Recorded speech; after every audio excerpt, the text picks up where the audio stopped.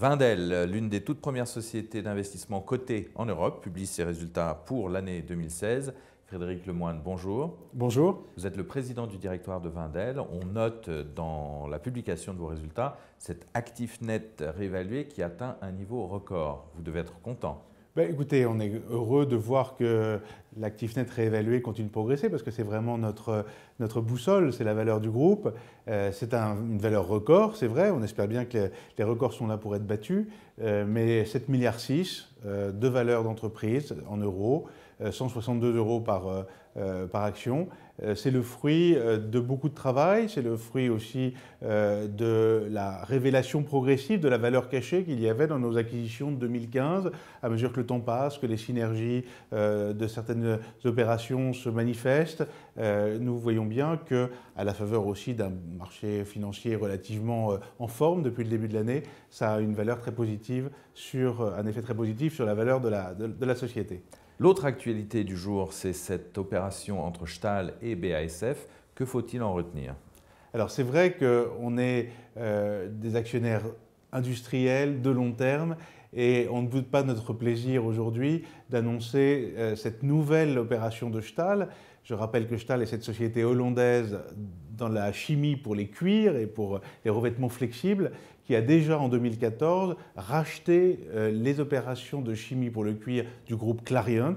Et bien cette fois-ci, en 2017, c'est avec le géant chimique BASF que nous réalisons une opération un peu différente, puisqu'il y a assez peu d'actifs industriels qui seront transférés chez Stahl et qu'un contrat d'approvisionnement de long terme sur 8 ans a été conclu avec BASF. Mais ça va nous permettre, en accueillant d'ailleurs BASF au capital de Stahl, à côté de Clariant, en restant, nous, Wendel, les actionnaires de contrôle, ça va nous permettre de tirer parti des synergies qui existent et de la complémentarité entre les excellents produits de BASF, qui sont centrés plutôt sur l'amont de la chaîne de valeur du traitement des peaux et des cuirs, avec ceux de Stahl qui sont plutôt orientés vers la finition proche des consommateurs et des utilisateurs. Donc d'un point de vue industriel, je crois que c'est vraiment très bien. D'un point de vue financier, après le dividende important que nous avons reçu de Stahl au début de l'année 2017, de 242,7 millions, ça nous permet d'un point de vue industriel de lancer les bases d'une nouvelle étape de création de valeur.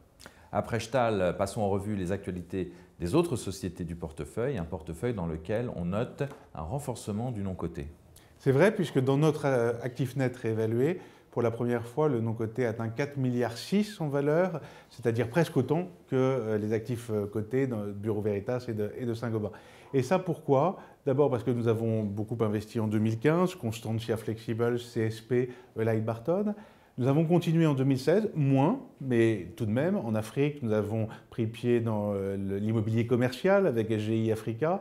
Nous avons, à la fin de l'année 2016, acquis ce Sodexo africain qui s'appelle Tsebo et dont nous avons finalisé l'acquisition le 1er février 2017. Ça joue un rôle dans la croissance du non-coté et ce sont autant de plateformes pour la croissance future. Mais ce qui joue aussi, c'est précisément qu'à partir des plateformes existantes, le non-coté croît. Il y a eu 28 acquisitions réalisées en 2016 et la plus belle d'entre elles, c'est évidemment la fusion d'Allied Barton et de Universal Services of America le 1er août 2014 pour créer Allied Universal aux États-Unis, le leader du marché des services de sécurité. Et ça, c'est vraiment une très grosse entreprise qui commence à peser dans notre valeur.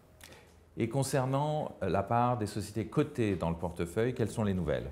Eh bien, Bureau Veritas, qui représente tout de même pas loin de 30% de nos actifs, a connu une année bonne en termes de profitabilité, même la meilleure de l'industrie, mais très franchement, une année un peu décevante encore en termes de croissance, parce qu'il y a une très bonne croissance dans certains secteurs et puis d'autres qui pâtissent de l'évolution générale. Je pense par exemple à la marine, où le nombre de bateaux construits dans le monde s'est effondré en 2016. Donc ce que nous avons fait, c'est que nous avons relancé des initiatives de croissance, mené le début d'un plan stratégique qui devrait nous permettre de renouer avec des taux de croissance organique de 5 à 7%. Dans le même temps, on continue des acquisitions et Bureau Veritas nous paraît être très bien placé pour tirer parti de tendances de long terme, d'un besoin de confiance et de certification par des tiers extérieurs qui est tout à fait manifeste dans tous les métiers, y compris dans l'économie digitale, qui est un des grands défis pour Bureau Veritas. Du côté de Saint-Gobain, la valeur de Saint-Gobain a beaucoup cru en ce début d'année, donc elle est portée par des tendances très favorables aujourd'hui. Tout le monde sait que nous avons cédé des titres Saint-Gobain en 2016, 30 millions de titres, et que nous sommes entrés dans le dernier chapitre de notre histoire de long terme avec Saint-Gobain, mais c'est un chapitre qui réserve encore, je crois, beaucoup de bonnes surprises, et si les marchés ont bien compris qu'en 2020 ou 2021, nous ne serions plus dans le capital de Saint-Gobain, eh bien, pour autant, d'ici là, nous avons beaucoup d'espoir dans le rebond de la construction aux États-Unis ou en Europe et dans un certain nombre de métiers de Saint-Gobain, notamment les matériaux à haute performance qui sont un peu les métiers de 3M, par exemple, où Saint-Gobain excelle et peut créer plus de valeur encore. On note également dans la publication de vos résultats annuels un renforcement de votre structure financière. Ah oui, 2016 a été marqué par ça, à cause des cessions de titres en particulier. Grâce à ces cessions de titres, nous avons pu ramener la dette nette de Wendel, qui était de 3,4 milliards au début 2016, à environ 2 milliards dans les dernières publications que nous avons faites, notamment au 10 mars. Alors ça veut dire que nous avons aussi tiré parti de toutes les opportunités d'un environnement de taux bas pour Wendel, en baissant le coût de la dette à 3% environ, mais aussi pour toutes nos sociétés, ce qui, de manière consolidée, favorise les intérêts du groupe. Vous avez complété en fin d'année votre plan stratégique à horizon 2016. Donc aujourd'hui, vous êtes engagé dans un nouveau plan 2017-2020. Quelle est la feuille de route ? Oui, on avait même eu plutôt 18 mois d'avance, puisque vers le milieu 2015, on était déjà à nos objectifs, mais on a profité de 2016 pour confirmer ces orientations stratégiques, notamment en poursuivant vers le non-coté, vers plus de diversification. Et l'idée, évidemment, ça dépendra des conditions de marché, ça dépendra de la prudence qu'on doit garder par rapport à l'environnement. Il ne s'agit pas de dire « je vais faire ça » et de l'appliquer sans regarder ce qui se passe autour. Mais ce que nous espérons, c'est pouvoir trouver les bonnes opportunités pour investir 3 à 4 milliards d'euros de fonds propres, toujours en Europe, en Afrique, en Amérique du Nord, peut-être un peu en Asie du Sud-Est aussi, et pouvoir le faire dans un certain nombre de cas en associant au cas par cas, quand ils sont utiles, des co-investisseurs qui pourraient au total apporter 500 millions à 1 milliard d'euros.